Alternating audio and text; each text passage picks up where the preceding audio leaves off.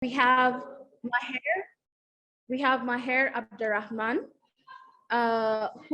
Maher is an innovative business development manager with strong leadership experience creating strategies to achieve sales growth. He's endowed with an entrepreneurial mindset acquired during a previous experience of launching a startup and background in computer science. He has a proven ability to enhance commercial operations in North and Western Africa, skilled in the management and expansion of key client relationships, coupled with strong communication and negotiation skills. Maher is committed to resolving issues, managing budgets, analyzing markets, and improving processes. His work focuses on building collaborations with sales teams, internal departments, B2B and B2C customers, to customize business opportunities and increase revenue. At Baobab Consulting, Maher is our business development manager, and we are so glad to have him as our business development manager. Next is Lerato Mashale, based in South Africa. Lerato is an entrepreneurship specialist and partnerships coordinator, currently living and working in Johannesburg. Her area of focus as a specialist is retailer business, development and project management. As a specialist, she has worked with retailers all over South Africa and has delivered training to over 30 retailers from diverse backgrounds who have successfully returned to their businesses. Besides working with retailers and stakeholders, Lerato enjoys reading about the African startups, climate, and offers pro bono services to entrepreneurs who wish to take the first steps towards their entrepreneurial journey. And lastly, we have Tony Moirore, who is a graduate of Parsons School of Design in New York. He holds a BFA degree in communication design. Tony is currently the branding and growth initiatives manager at Baobab Consulting. He has garnered 10 years of experience in the creative industry. Tony's work spans digital, print, and branding projects for startups, small, medium-sized enterprises, and corporate organizations, primarily based in Nairobi, Kenya. His interests revolve around the intersection of design and business, and he's keen on finding opportunities that would help both individuals and corporations to build their brands in a manner that reflects and celebrates the spirit of excellence. So those are gonna be our speakers for the day, and I would like to welcome them for this event. And just to start us off, I think I would like to know, as business experts, what inspires you about Africa's economic narrative?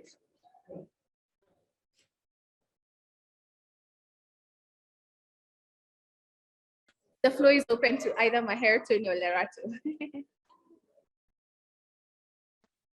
I would like to, Lerato to start.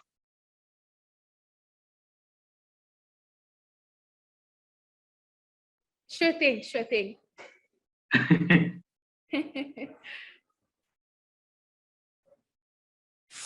Ladies first. Thanks.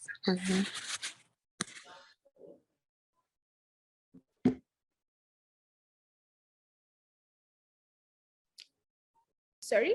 Yes, Maher. So you want me to start? Okay. So what inspires me the most is the turnaround in the narrative of projecting and presenting Africa, from the cynical and pessimistic painting to a positive assessment and optimistic portrayal that Africa is on the rise. The best example that comes to my mind, I remember back in December 2011, just about a decade after casting Africa as a hopeless continent, The Economist Africa cover story titled Africa Rising, the Hopeful Continent. So Africa is today at the main frontier of underexploited market for experimenting with product innovation and new investment opportunities. What also inspires me is the African youth, and this is why I'm very happy to be part of this event by the Global Youth Economic Forum. The continent, predominantly young population, is estimated to reach billion workforce in the coming years. Africa to add more to the global workforce in 2035 than the rest of the world combined. Thank you. Thank you so much for those insights, Maher. The floor is open to Tony, Lerato. All right, looks like Lerato is connecting to audio, so I'll go now. First and foremost, thank you, Waithera and Lena, on behalf of the Global Youth Economics Forum for having me. I'm really excited about this event and really passionate about empowering and inspiring today's youth because they are the future leaders of tomorrow. And following up on that question, what really inspires and excites me about Africa's economic narrative is the fact that the initiative that is being shown by African youth on the continent right now, who are taking charge of their own stories and telling it from their vantage points. And I think this has signaled a shift in perspective where Africa's story was being told for it, but now as young Africans especially, we have the power to do so ourselves and share our own stories from how we see the world. And I think this is important because ever since the democratization of media, social media has allowed people to get their stories out in a very fast, relatable way. And this has shifted the narrative of people depending on handouts from either the government or foreign donors to now people taking that initiative within themselves and seizing opportunities that they have. And I'm thinking of a young entrepreneur in Kenya, Eric Muli. He's a co-founder and CEO of Lipa Later, and just his business, how he's been able to go about raising capital and expanding across the continent just shows that Africa is ready to take that next step, as Maher was saying, and really rise and show that the economic potential that exists in the continent can be realized. I like that. I like the idea of enabling the economic potential of Africa being realized not only by Africans, but the world in general. Lerato, we would be happy to hear your insights on this as well. Hello, everyone. Apologies. I'll be moving around from time to time. So my response to the question on what inspires me about Africa's economic narrative is actually the innovation component of it, because I've seen that a lot of innovators, especially entrepreneurs, are starting to get a stake in shaping what African economics should look like and what it could be potentially. And I think what has been also inspiring is the support that we're getting from other startup communities from around the world. So I believe that's what's inspiring, that there is hope and the work is being done. So yeah. Thank you so much for those insights. And just to continue the conversation, Lerato, as an entrepreneurship specialist, what are the positive changes that you have observed in the African industry and the respective global reception, more so during COVID-19 period? Okay, so I'll answer that question. My two favorite ones so far was, number one, a healthy relationship with money, that has been changing. And then the second one would be how the relationship changed is that people are starting to tell their narratives in the most authentic way possible. So you're finding that people are no longer diluting their essence so that they can get capital or representation. People are now presenting their businesses as authentically as possible. And we are finding that there is a need for a market like that anyways. So that would be one of the two things that I think has been standing out in my work as a entrepreneurship specialist. And do you think the traditional industries that are currently there are adapting to this, or they're still held back by their beliefs? So that's a tricky question, because when you include traditional, you also include government. So we know government has been a little bit hard on startups because of policy work that has been a little bit outdated, if I may say that. That in a sense that it also holds back the growth of some of these organizations, these innovations, these new ideas, these upcoming new industries. So I think that would be it. Thanks so much for that, Lera. And to Tony, there's a wealth of African diaspora professionals abroad. What role do they play in shifting perceptions of Africans in the business world?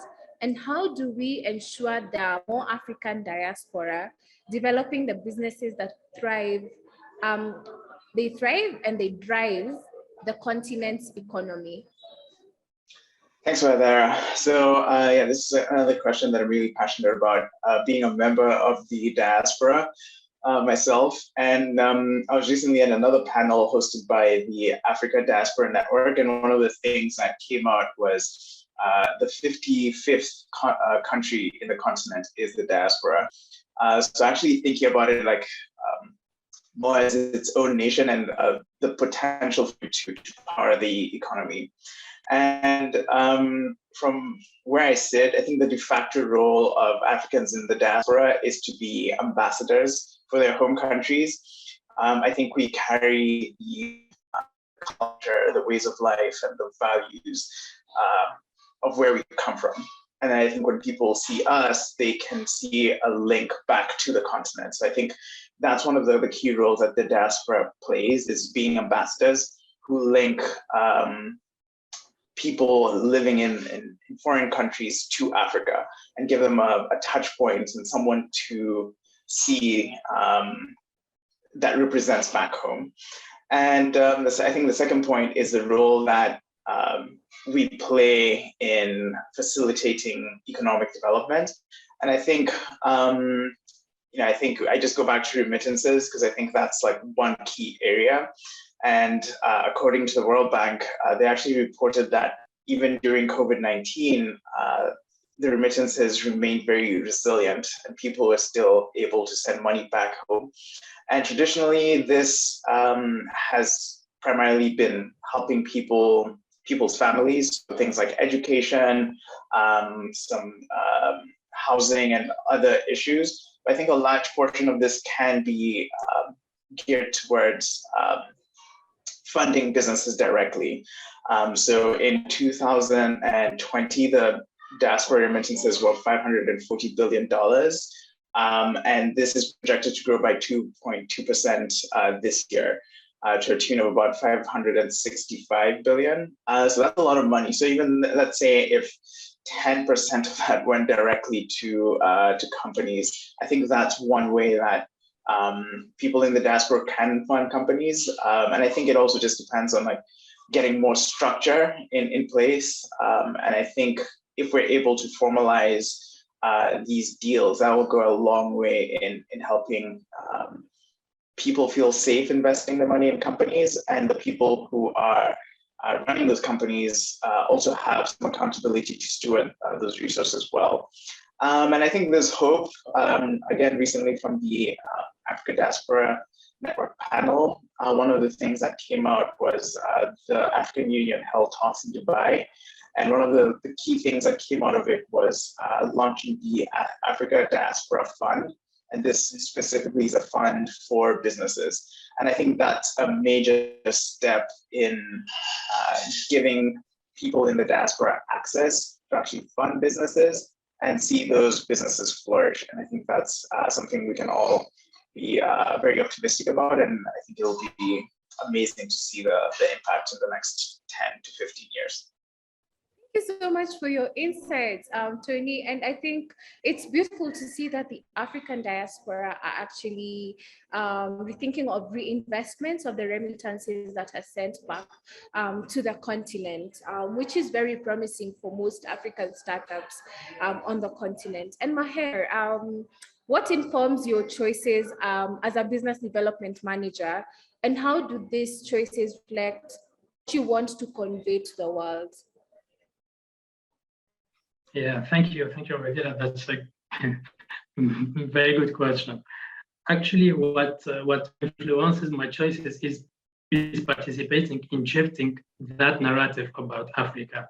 So I'm always looking for projects that offer added value to the continent, companies that take into consideration the reality of the continent and look for local partnerships, companies that see African youth as an opportunity to invest in or training, and companies that are not afraid of technology transfer. So I deeply believe that the world must look at our continent as a land of opportunities in which to invest with a win-win approach. Thank you so much for the insights. And in your opinion, how do you think that we can boost these narratives? How we can, we are already doing that by, Tony was talking about a lot of startups that are already changing the game on the continent. Yes. The best example for that is many startups on the fintech that are offering very specific services for the continent. Thank you so much for those insights. I will jump back to Tony. From Jumia to InterSwitch, M-Pesa to Andela, we've seen that African startups are becoming prevalent throughout the world, and some are being listed on the New York Stocks Exchange. What are your thoughts on the mainstreaming of the African unicorns and its role in shaping Africa's economic progress? Thanks, Waithera. I wanted to start this by a quote, and you cannot become what you don't see. And I think that's one of the key things that these startups are showing us. And I think that added visibility shows that it is possible. And for me as a branding expert, that's one thing that I can attest to, like there's a really great power in people seeing and having visibility. So people seeing the work that's going in, and then the results as well. And I think seeing some of these companies sparks curiosity and starts a dialogue of people actually wondering, oh, what does M-Pesa do? Or tell me more about Andela. I think it opens up room for dialogue, which people can actually get to learn about Africa in a very positive way.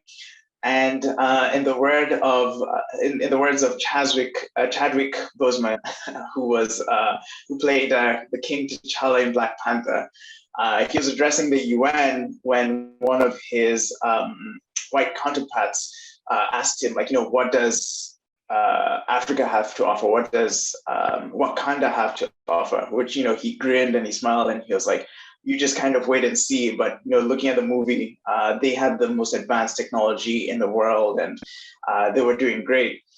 And I think it just shows like there is that potential in the continent, and Africa does have something to give in the global stage. And for me, just like seeing unicorns being listed in the New York Stock Exchange is, living proof that it is possible and people are doing it. And I remember being in New York City actually a few years ago when Jumia went public and got listed. And I got off the subway, walked on Wall Street, and I see this big sign with Jumia with a card and the star logo. And I was very proud. I think that made me very proud to be African, and just seeing that the potential is there, but is also being realized, I think is an excellent step in showing ourselves and the world what we're capable of, and being able to play at the highest level. Thank you so much for your insights. And just like to follow up on your insights, what do you think, and this is open to everyone, what do you think is the role of international relations in building and reinforcing the African startups and giving them a platform to grow further, because we're seeing innovations on the continent every single day. But for these innovations to turn to unicorns, what role does international relations and international businesses play in ensuring that most of the African startups emerging end up being unicorns? Well, that's a good follow-up question. I think number one is creating an atmosphere for collaboration and teamwork. I'm very familiar, a word that everyone now is familiar with is Ubuntu, and it comes from Lerato's homeland in South Africa, which means togetherness. And I think that's one key thing, like bringing people together, because I think there is a history of economic development being very divisive and very it's usually very competitive, and I think that can be detrimental because if it's cutthroat, everyone is trying to survive, then I don't think anyone can grow, because that stunts growth. I think you need people to you need the right environment for people to grow. So I think that spirit of collaboration is great, because then it prevents exploitation and that idea of extracting. So we need more people to guide and direct these African startups that are coming up. And I think also just like knowing where the mistakes have been made in the past. So we don't have to learn everything from scratch. So if other international organizations who have gone in this path can share their expertise and knowledge, then it prevents African startups who are now rising to go through the same pitfalls. And I think that's one of the biggest things that can be most beneficial, just like having a pathway and then also a room for collaboration. Thank you so much. Thank you so much for those insights. They're very powerful. And I think that international collaboration is actually very, very key in ensuring the startups move from startups to unicorns, as you've mentioned. Lerato, I'd like also to hear from you. What role do you encourage the audience to play in propagating Africa's economy? Oh, that's my favorite question right there. So I'll take my shot at it. The first thing I'd say is I'd like the audience to actually read more, take the time to read more around what's happening within your circles, what's happening within your industries, and most importantly, what's also happening in the diaspora, because sometimes you find that misalignment with what's happening with people in this diaspora not knowing what's happening on the ground and vice versa. So taking the time to read about what's happening in those spaces would be helpful. Secondly, I love money. So I'd say invest in those spaces as well. Invest in dialogues, most importantly, having those conversations on business in general, and sharing intellectual, would it be intellectual property? No, not intellectual property, but just sharing knowledge and understanding. And even last but not least, I think what the audience can also do is ask questions. Don't be afraid to ask questions. I totally understand that we might not know everything at that set point given time, but then it's also important to ask questions on things that you understand, that you don't understand. And most of those questions, please go to entrepreneurs who have their feet set on the ground, who are having firsthand experiences, because before you had that unicorn, you had that one entrepreneur who had an idea. You had that one entrepreneur who needed a mentor. You had that one entrepreneur who needed industry insights. So that would be my take on having the audience engage with business in general. Thank you so much for those powerful insights. I'm always down for anyone who advises us to take a book and read. And I think that's what you started with, which is definitely something that I'd reiterate to the audience.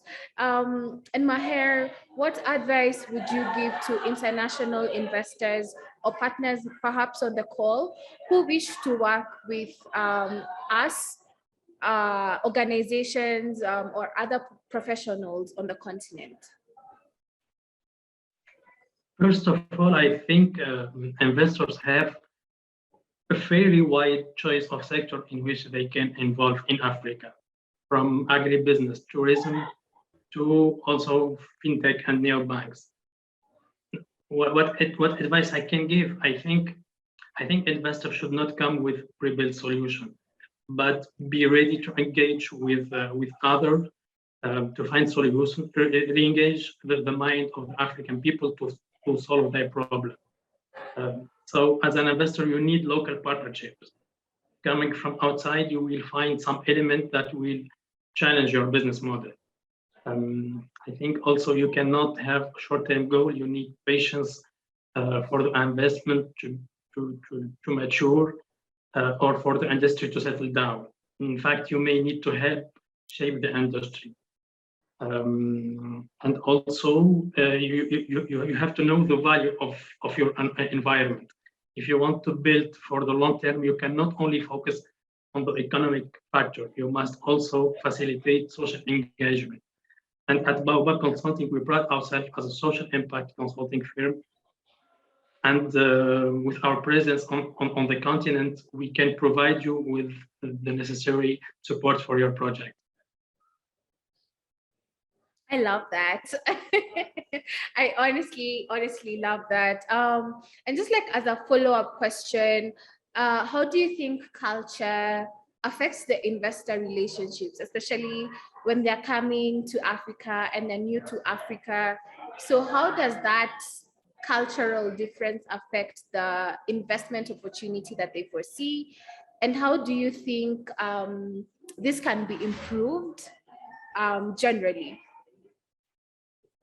I don't think it will impact the investment itself. I only think if you made partnerships with the local partner, you can go faster and you can make a better impact.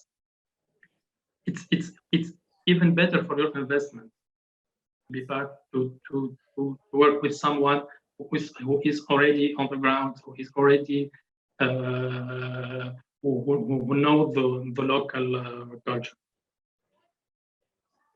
Thank you so much. And just like to pose a question to every panelist over here, we have all perhaps or not yet seen the new film on Netflix, Young, African and Famous, which basically shows that the creative economy in Africa is rising and it's rising fast. And the show portrays where Africa is currently economically, basically for the celebrities we have in Africa. In your own opinion, do you think that the creative economy is going to be the next big thing in Africa? Or is the next big thing in Africa?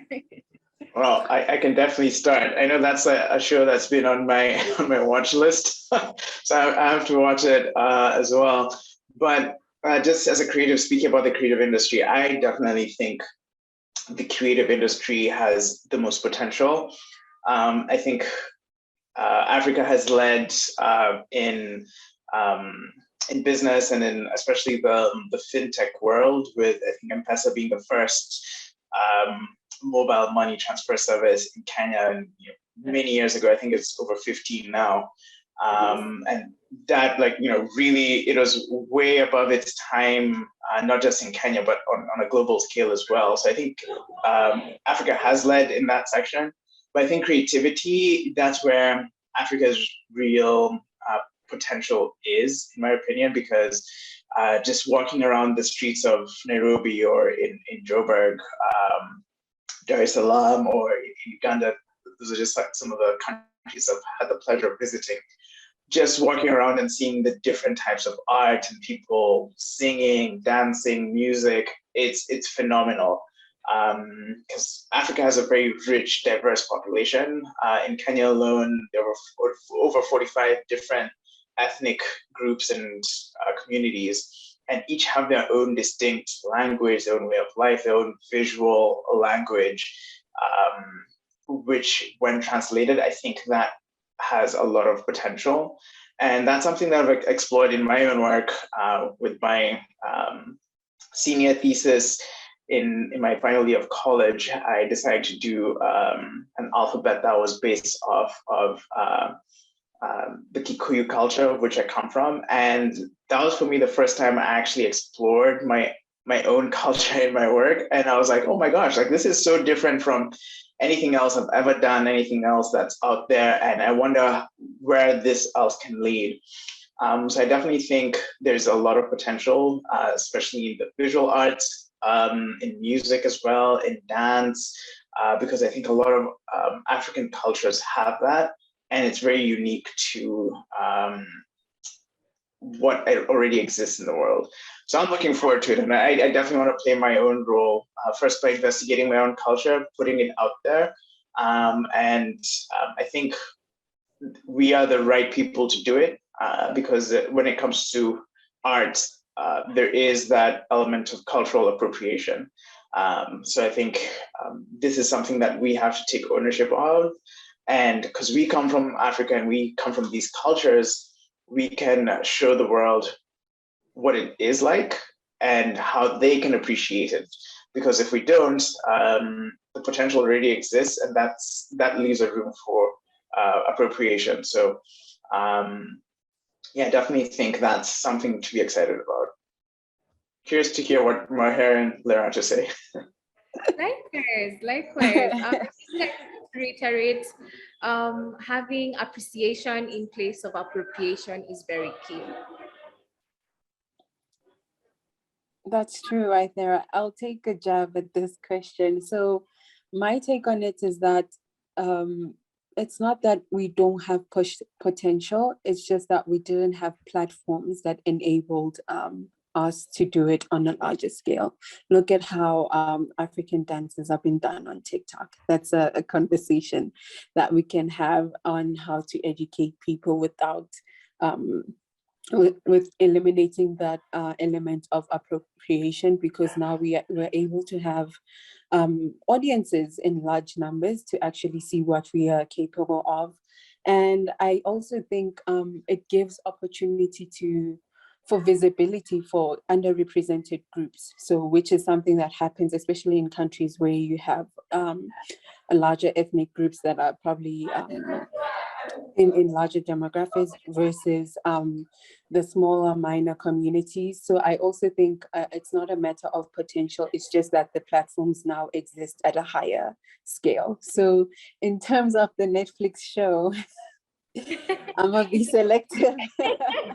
It actually happened in Johannesburg, so I'm actually selective on that because I feel like I've seen a lot of conversations on it on Twitter actually, where the focus was more on the aesthetics of the artists more than what they had to deliver. And I'm just wondering if that is actually the perspective of what the world thinks of African creatives. Are the weaves the only thing that you think about? Is music the only thing that you think about? Versus we have a diverse array of creative spaces and elements. So I just think it's informative, but it could be better. So that's my 2 cents on it. But it was beautiful to see Johannesburg in all its glory. But thank you so much for your insights, Lerato. I'll move on to you, Maher. What do you think? I think Tony and Lerato said pretty much everything. But what I can add, I think now it's the role of the African artists themselves to make the change, to create platform. The kind of platform that can help them to improve their work. Yes. Last week, I saw that an artist from Nigeria is working on an NFT platform for the African artists. I think it's a great idea, and the continent need more projects like that. Thank you so much. Thank you so much. And just because I can see the time is moving really fast, I'd really love to have this conversation for so long. I think the final question to our speakers would be, please share one immediate action the audience can take now to support you in your work. So Tony in your branding and growth initiatives, Maher in business development, Lerato in partnerships management, just one immediate action that the audience can take that will advance what you're doing and also advance the topic of the day, which is international business and relations. All right, I'd love to connect with you all. So you can follow me on Instagram at Muchai_Tony and at Made by Muchai. That's where I post my work on Instagram. And yeah, I'd love to connect with you and we can chat some more. Perfect. Maher? I think the easy way to just learn more about us is to check our website, which is baobab-consulting.net, which has a lot of great information about us. You can also follow us on social media.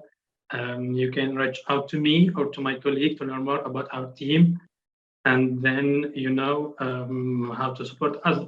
You know, at Baobab, the more we work, the happier we are. So we need referrals, we need customers, we need contact of people who are considering a business or philanthropic venture in different contexts in Africa, and who want help.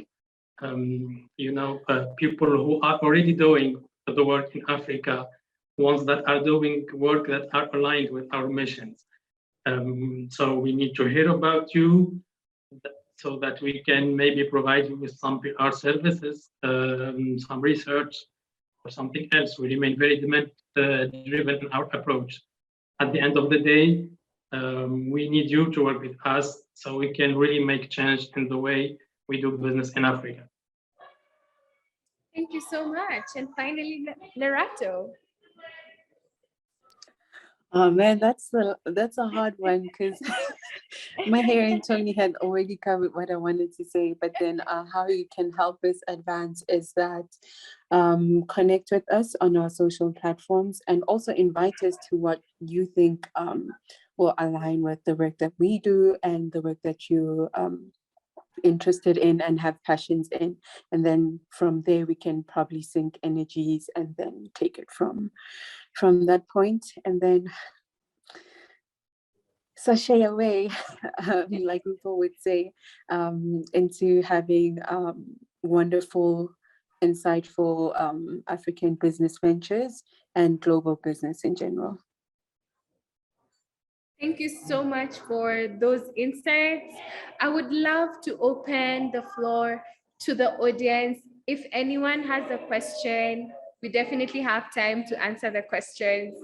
So you can either drop them in the chat or just like unmute yourself and yeah, ask away. Tony, there was a question for in the chat. I think that was directed to you about remittances. Oh yeah. What are the pros and cons of remittances on the continent? That's a good question. Thank you so much, Aisata, for asking that question. So the biggest pro, as Lerato said, more money. And who doesn't love money? So I think that's one of the biggest things, the fact that the money reaches the people it's meant to reach, and it does so relatively fast and without too many fees. That being said, that has been a hindrance, at least a con, where it has been very expensive to do cross-border wire transfers. So there are a lot of companies that have come up, some apps, some startups that are making it so much easier to transfer that money so that it reaches the people it's meant to without any additional costs, and the people get actually more than they want. I think one of the big challenges is just the lack of stability for when it comes to African currencies. So that fluctuation keeps changing. Like I know in Kenya, we have an election year this year, and whenever that happens, the exchange rate of the dollar goes up. So that means people who are remitting have to face that challenge because it's not that stable. And I also just think each country has its own monetary policy, so it's very hard to have like a more standardized African perception of that currency. So if you're sending money to South Africa, for example, that's it's a different currency, different environment compared to Tunisia, for example, where it's a whole nother ball game. So I think that is a challenge, and I think African governments ought to work together to make it easier to have more cohesive monetary policy. I think it's starting to happen on a regional basis. But in East Africa, the East Africa community is coming up with different resolutions to even in the future have one currency for East Africa. And I think that will help develop that entire region, because then it'll open people up to sending money in more places. So, let's say I live here in New York. So if I wanted to invest in Burundi, it would be easier if there's one East African currency as opposed to if I was sending Kenya shillings and I think it's Burundian shillings. I'm not too sure of the exact currency, but I think that will definitely help, having more streamlined monetary policies and trade agreements so that that money can have more bandwidth in that space where it's operating. Thank you for that, Tony. And just to jump on the your comments on this, I would like to follow up with what do you think the African Continental Free Trade Area Agreement, how will it help the remittances, and basically in general, how will it help and serve African nations to boost the business and economy? Is that to me as well? It's open to the speakers. Anyone can actually answer it. All right, I'll start and then hand it over to either Maher or Lerato. And I think it's time for Africans to see themselves as one group and one people, more like a continent, as opposed to all these individual countries, because I think we've realized that doesn't work. We have, I think the more access we have in the continent, the better, because then we'll be able to trade with each other freely. Kenya's biggest trading partner is Uganda, which is a neighboring country. And I think that should be the case throughout Africa, that the biggest people that we're trading with are the people closest to us and not necessarily the ones who are farther away. So I think this is a good first step in ensuring that there is easier trade in the continent. And I think following up with that is the AU also had been in talks about the Open Skies Agreement, where Africans can travel freely across the continent. I think that will also be a big way to boost economic development, where people can get on a train or a plane or whatever means of transport and move freely across the borders. Because I found it very fascinating that I was looking at this research some time back, that a flight ticket from Nairobi, Kenya to Ouagadougou in Burkina Faso is more expensive than a ticket from Nairobi to London. And that blew my mind, because it should be the other way around. And I think trade and transport are two big platforms for us to actually achieve that economic growth. So I definitely hope that African people can, number one, see themselves as one people in one continent and move together progressively. And I think that will definitely help. Thank you so much for your insights, Tony. They're very, very much aligned. And as you've said, it's still mind-blowing that a ticket from Nairobi to Ouagadougou is more expensive. Maher, I know that this topic hits home, and so definitely I'll let you also speak on it. Yeah, I think the African Free Trade Area is a great opportunity for the continent, because it will unify the trading rules around the continent, and it will start by that, but it will end up by a unique currency and even a unique passport. So it's very promising for the continent, and I hope and also it will help the young generations to have a global perspective about the continent. And this initiative already enhanced the business in the continent, because a lot of projects are growing around the continent in preparation for this African Free Trade Area. For example, a lot of trans-African highway are on the work now. There is one started from Algeria to Nigeria, with connection from Tunisia and Chad and other continents. There is also another trans-African highway from Egypt to Nairobi.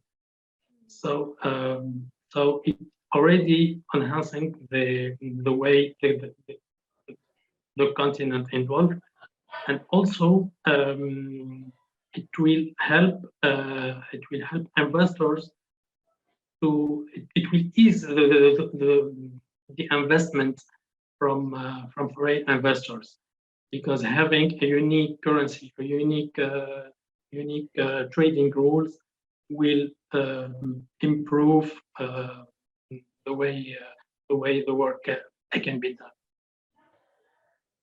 Thank you so much for your insights. And finally, Lerato.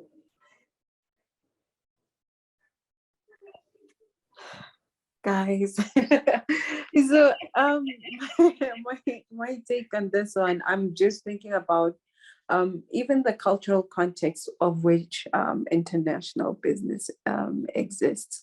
And I'm thinking about how, although we do have these systems in place, I just still come back to South Africa in terms of the xenophobic nature that surrounds even the businesses that exist here, alongside side by side with people, international people. And I just think there's a lot of policy work that also needs to come in making sure that business practices are safe for everyone who wishes to engage in business. So back to Maher's point, we already have the infrastructure. However, we also need to have safe environments to make sure that whoever is partaking in it also feels safe in doing so. So that will be my take on that. Thank you so much. Thank you so much, Lerato, Tony, Maher, for sharing your insights.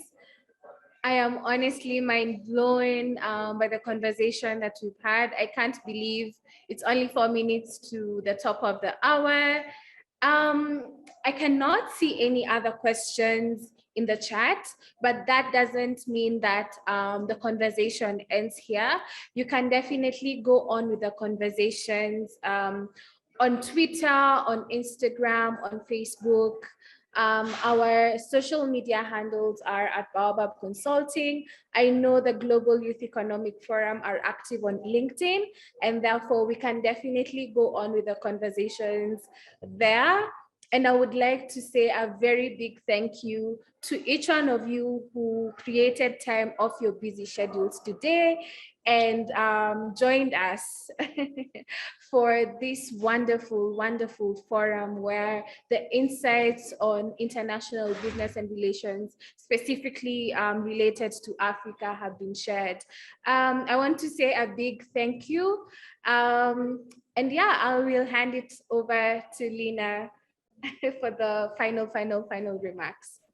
Yeah, thank you all so much for coming. And if any of the attendees want to say like a thank you in the chat, that'd be really great.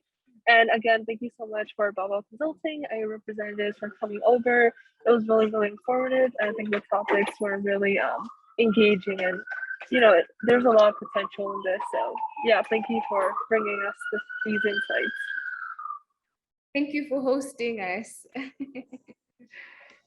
Yeah, thank you all so much again. And bye everyone. See you at our next event and stay in touch. All right.